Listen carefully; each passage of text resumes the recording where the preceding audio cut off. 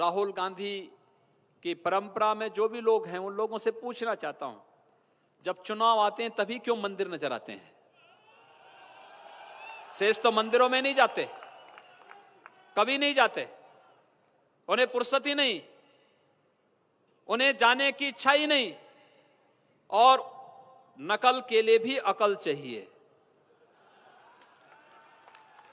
भाई स्वाभाविक रूप से भारतीय जनता पार्टी का कार्यकर्ता, एक सामान्य श्रद्धालु, प्रयागराज कुंभ में 24 करोड़ श्रद्धालु आए थे, 24 करोड़, वो श्रद्धा से आया था।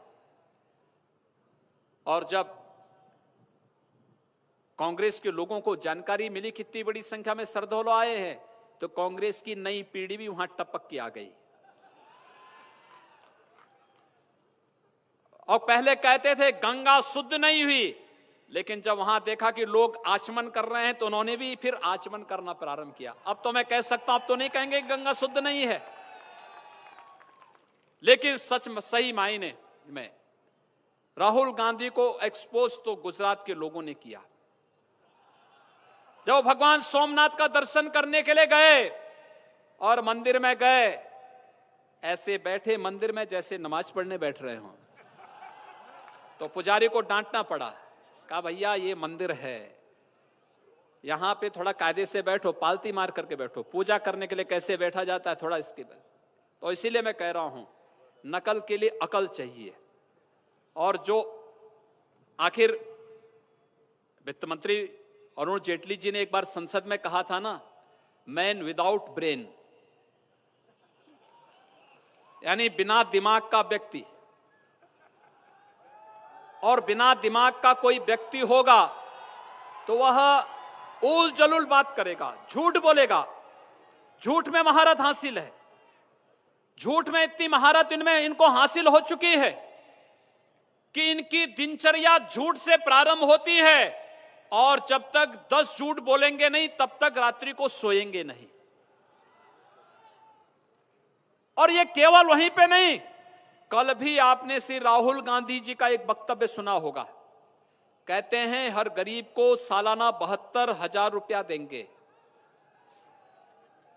पूछा जाना चाहिए 2004 से 2014 तक क्या कर रहे थे? इन 10 वर्षों तक सुपर पीएम के रूप में एक परिवार कार्य करता रहा, लेकिन गरीबों की सुध कभी नहीं ली। सर्वाधिक किसानों ने आत्महत्या 2004 से 2014 के बीच में किया। रसोई गैस की किल्लत सर्वाधिक 2004 से 2014 के बीच में रही। सर्वाधिक बेरोजगारी देश के अंदर 2004 से 2014 के बीच में हुई। पाकिस्तान और चीन ने सर्वाधिक घुसपैठ 2004 और 2014 के बीच में की, और भारत के अंदर सरदे अटल बिहारी वाजपेयी जी के समय विकास की जो दर रफ्तार बढ़ी थी, वह सर्वाधिक पीछे 2004 और 2014 के बीच में हुई। भारत पिछड़ा, विकास रुका, इंफ्रास्ट्रक्चर डेवलपमेंट के कार्य पूरी तरह ठप पड़ गए, लोक कल्याणकारी योजनाएं बंद हो गईं, भारत के अंदर लगातार घुसपैठ होती गई। आतंकवाद, नक्सलवाद और अलगाववाद ने भारत के 270 से अधिक जनपदों को अपनी चपेट में लिया था, तब उन्हें फुर्सत नहीं मिल पाई। अभी बीच में कहते थे कर्ज माफ करेंगे, कर्ज माफ करेंगे, कर्ज माफ करेंगे। मध्य प्रदेश, राजस्थान और छत्तीसगढ़ में नहीं कर पाए। किसान, भारतीय जनता पार्टी की सरकार थी, किसान को ना अपनी उपज के लिए परेशान होना पड़ता था, उपज पैदा होते ही उसका क्रय सरकार करती थी। किसान को बीज और खाद के लिए परेशान नहीं होना पड़ता था, किसान के खेत तक पानी पहुंचता था।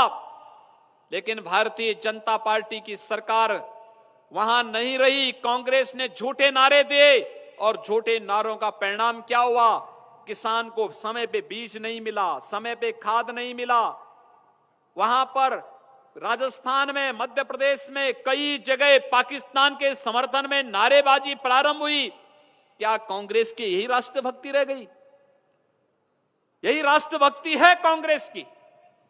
अभी कल ही कांग्रेस का एक प्रत्याशी जम्मू कश्मीर के अंदर नेशनल कॉन्फ्रेंस का प्रत्याशी पाकिस्तान के समर्थन में नारेबाजी करता है।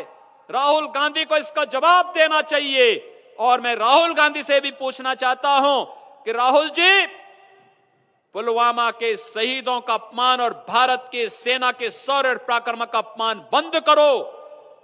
आपके पीढ़ियों के महागुरु सेम पेत्रोदास देश के लिए सेम बने हुए हैं, शर्मनाक बने हुए हैं। उनके द्वारा जिस प्रकार के वक्तव्य दिए जा रहे हैं, इन वक्तव्यों पर कांग्रेस को शर्म आनी चाहिए कि कम से कम देश की सेना और देश के शौर्य और पराक्रम पर प्रश्न खड़ा करने का कोई अधिकार कांग्रेस को नहीं होना चाहिए।